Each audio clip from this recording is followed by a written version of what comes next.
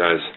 I was gonna film on the HD camera, but my battery died before I can do anything, so I apologize if the color of the background is all orange or yellow, and this is just my regular digital camera I'm using to record today's show. And I'm not feeling that well right now. I have a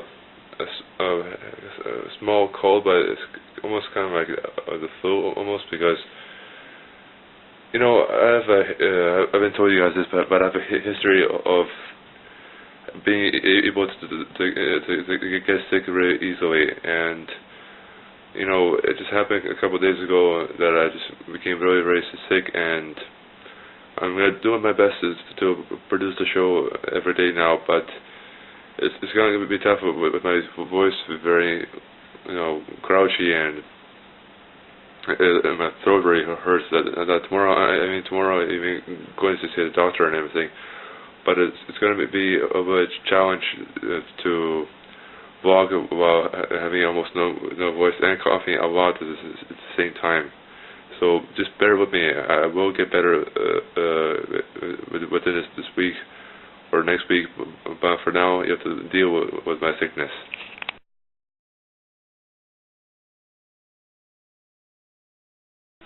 So yesterday I was watching the Spain versus Netherlands game, the finale, and I love soccer, basically, and I love watching it, I love playing it. But to watch a game like that, it's a very intense game because every point counts. Other games were intense too, but this was a crucial one. Kind of like the Celtics and Lakers final. It's like it's crucial because everybody wants the team that they've been rooting for this whole time to win. So when if a game like that where it goes on for like the whole 90 minutes and nobody scores a point, it gets to be very boring. I like games when somebody scores and then it's on, it's 1-0, then the real play begins because they fight to come back from that. But when you have a game like that where it's just like nobody's scoring, it gets very, very boring. And I'm so glad that finally somebody scored. But I was cheering for Netherlands, and sadly all you people out there who are gonna say like España is better, it might be, but I was really hoping that the Netherlands win it, and I'm sorry if you disagree with me on there, but I just never was a Spanish fan myself, and it sucks that Serbia got kicked out already, like before the first 16, but.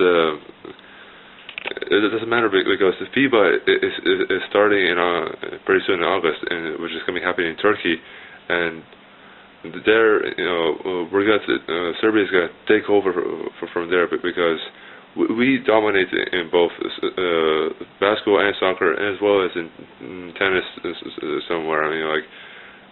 Novak Djokovic, he's a great tennis player. He's won multiple championships, but also our female tennis players are also great players themselves. So I'm really excited for the FIBA tournament. I know the States is going to be tough to beat because you got LeBron James, you got Dwayne Wade and Chris Bosh and those other all-stars. But it doesn't mean that we can't get up there, and win at least like a 5th place or 6th place spot. And speaking of basketball, LeBron James and Dwayne Wade and Chris Bosh are going to be playing together next season. That's crazy to think of that. Not crazy as crazy, but like crazy as like wow, like you never expect this going to happen.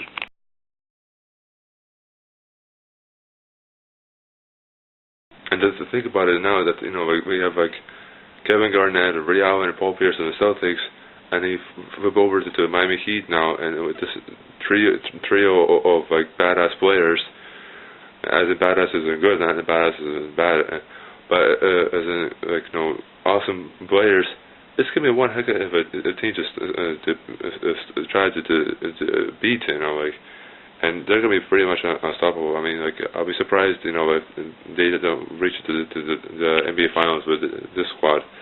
And LeBron was saying how he wants multiple championships with this team, and this team has the potential to win it.